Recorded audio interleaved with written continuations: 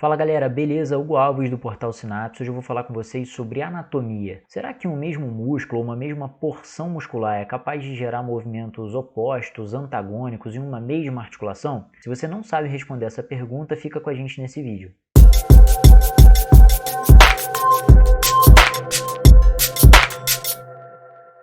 Primeiro vamos definir aqui o que eu estou chamando de movimentos opostos ou antagônicos. Movimentos opostos são movimentos que ocorrem em um mesmo plano de movimento, mas em sentidos contrários. Por exemplo, a flexão é oposta à extensão, porque são dois movimentos que ocorrem no plano sagital, mas em sentidos contrários. Do mesmo jeito que a abdução é oposta à adução e a rotação interna é oposta à rotação externa. O que acontece é que normalmente os músculos fazem um desses movimentos dentro do plano. Se ele faz a flexão, ele não faz a extensão, e por aí vai. Só que alguns músculos podem sim ser exceção a essa regra. Alguns músculos fazem movimentos antagônicos em uma mesma articulação. Só que os livros às vezes apresentam isso pra gente, mas não explicam muito bem. E a princípio você pode ter dúvida. Essa já foi uma dúvida minha, por isso eu estou gravando esse vídeo que pode esclarecer a dúvida de alguns de vocês. Bom, então eu vou te mostrar aqui na tela do computador algumas imagens para você entender esse conceito e não simplesmente decorar. Então vamos pegar aqui a porção inferior do peitoral maior como exemplo para a gente poder entender esse conceito. Olha só, eu consigo predizer a ação desse músculo desenhando aqui o vetor de força dele partindo da origem lá do húmero,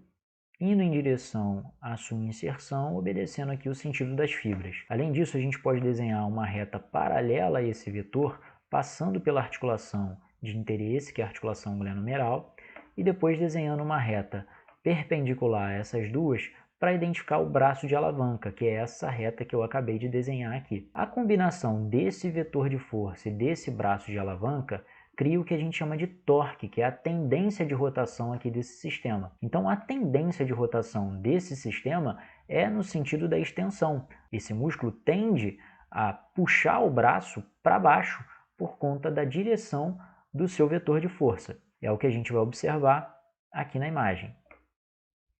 Então, esse é um movimento de extensão de ombro, que é um movimento causado pela porção inferior do peitoral maior. Agora vamos fazer essa mesma análise, mas em outra situação. É o mesmo músculo, esse músculo aqui é o peitoral maior, porção inferior, e a gente vai fazer a mesma análise que a gente fez anteriormente, para tentar também pressupor a ação desse músculo nessa situação.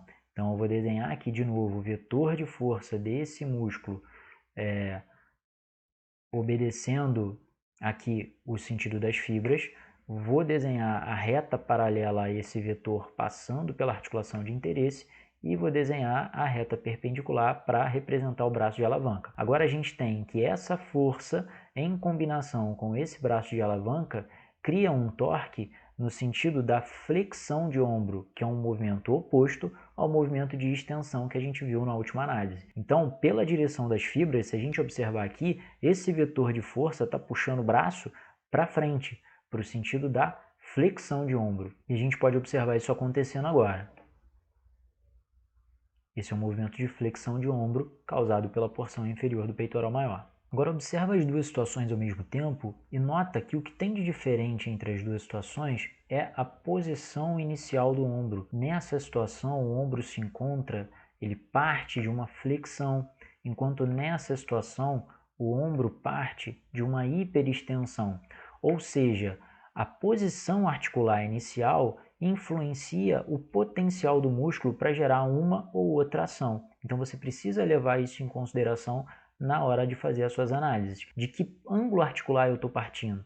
Em que posição está o meu segmento? Isso vai mudar completamente a ação muscular, pode mudar completamente o potencial de ação daquele músculo que você está analisando. Normalmente a gente confunde isso porque a gente parte do pressuposto e os livros às vezes apresentam esses conceitos a partir da posição anatômica, mas a gente precisa lembrar que quase nunca ou nunca a gente está na posição anatômica e por isso a gente precisa levar isso em conta na hora de fazer as análises. Se você gostou do conteúdo, curte aqui o vídeo, comenta aqui embaixo, traz outros exemplos pra gente, vai ser um prazer trocar ideia com você e envia esse vídeo para outros amigos que podem se beneficiar também.